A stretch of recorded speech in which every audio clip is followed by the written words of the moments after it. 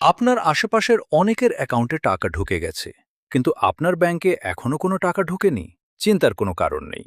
আজকের এই ভিডিওতে আমরা বিস্তারিতভাবে আলোচনা করব যে অন্নপূর্ণা যোজনার টাকা না ঢুকলে আপনাদের ঠিক কি কি পদক্ষেপ নিতে হবে। তাই ভিডিওটি স্কিপ না করে শেষ পর্যন্ত মনোযোগ দিয়ে দেখতে থাকুন। বন্ধুরা, অন্নপূর্ণা যোজনার টাকা অ্যাকাউন্টে না আসার মূলত কয়েকটি সাধারণ কারণ থাকতে পারে। চলুন আগে কারণগুলো জেনে নিই, তারপর এর সমাধান নিয়ে কথা বলবো। ১. আপনার ব্যাংক অ্যাকাউন্টের সাথে আধার কার্ডের লিঙ্ক বা ডিবিটি অ্যাক্টিভেট না থাকা। ২. আপনার ব্যাংকের কেওয়াইসি আপডেট না থাকা। ৩.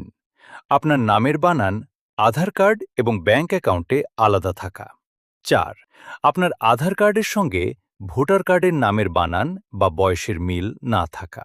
এবার চলুন জেনে নিই এই সমস্যাগুলো সমাধানের জন্য আপনাদের কি কি করতে হবে।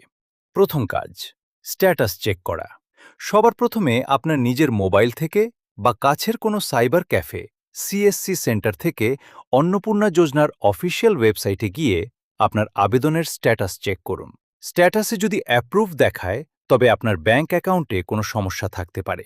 দ্বিতীয় কাজ, ব্যাংকে যোগাযোগ এবং ডিবিটি লিঙ্ক। সবচেয়ে বেশি যে কারণে টাকা আটকে যায় তা হল আধার এনপিসিআই বা ডিবিটি লিঙ্ক না থাকা।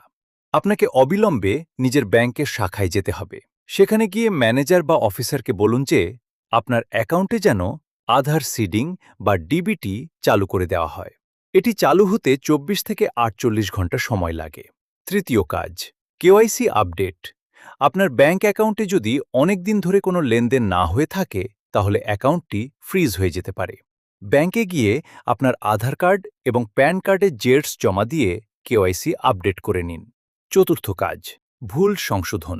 আপনি যদি মনে করেন আবেদন করার সময় আপনি কোনো ভুল তথ্য দিয়ে ফেলেছেন, তাহলে অফিসিয়াল ওয়েবসাইটে সেটা লিখে জানান, অথবা পঞ্চায়েত বা বিডিও অফিসে গিয়ে আপনার সঠিক কাগজপত্র জমা দিন এবং ভুলটি সংশোধন করে নিন। বন্ধুরা, এই পদক্ষেপগুলো সঠিকভাবে পালন করলে আমি নিশ্চিত আপনাদের আটকে থাকা অন্নপূর্ণা যোজনার টাকা খুব তাড়াতাড়ি ব্যাংক অ্যাকাউন্টে ঢুকে যাবে। আপনাদের স্ট্যাটাসে কি দেখাচ্ছে বা আপনাদের ঠিক কী সমস্যা হচ্ছে তা নিচে কমেন্ট বক্সে অবশ্যই লিখে জানাবেন। আমি সবার কমেন্টের উত্তর দেওয়ার চেষ্টা করব। ভিডিওটি যদি আপনাদের কাছে একটুও উপকারী মনে হয়, তাহলে একটি লাইক করে আপনার বন্ধু এবং পরিবারের সাথে শেয়ার করে দিন, যাতে তারাও সাহায্য পায়। আজকের মতো এখানেই বিদায় নিচ্ছি। দেখা হবে পরের কোনো গুরুত্বপূর্ণ ভিডিওতে। ভালো থাকবেন, সুস্থ থাকবেন। ধন্যবাদ।